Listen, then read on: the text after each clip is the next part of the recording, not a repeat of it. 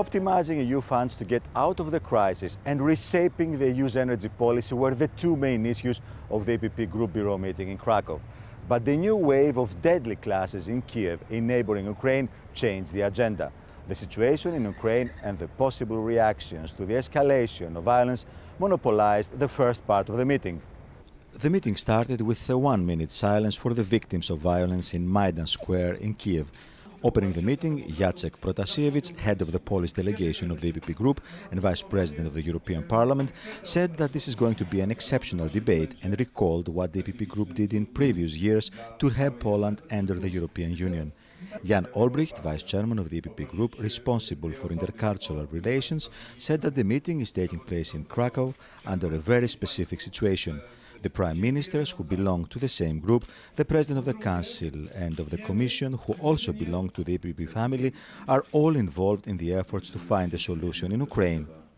So this is this time a very exceptional, very practical, in political terms, meeting, and I think that all of us we feel how serious the situation is and how big responsibility we have here in Krakow, not to say something which is not important in politics, to be very, very careful in each word and each message which should go from here. So because the history is just ongoing, while we are debating, the situation is changing.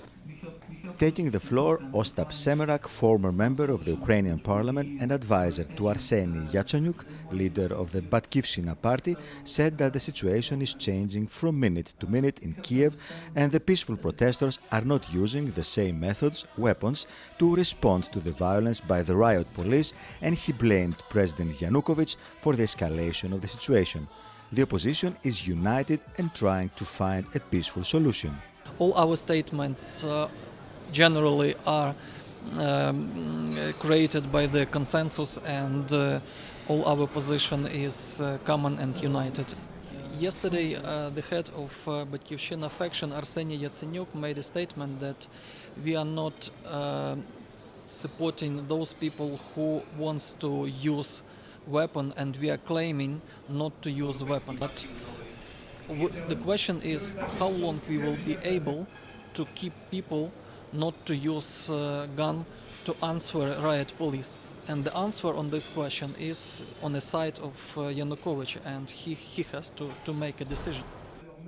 The nature of the crisis in Ukraine is clear. It is the crisis of the regime, but we should have imposed sanctions earlier, said Arnaud Danjean, chairman of the European Parliament Subcommittee on Security and Defence.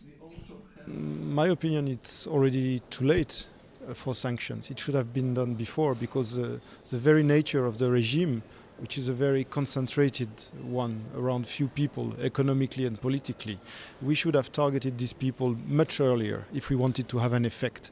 But still now, I think it's useful to do that to deliver a message. The EPP Group is doing its utmost to stop the violence in the streets of Kiev. Once the riots are over, a debate on the cause of the conflict and the possible solutions can be started in the Ukrainian parliament. And the EPP Group will be there to offer any help needed. For all information on this topic, please visit our website eppgroup.eu. Thank you for watching. See you again soon.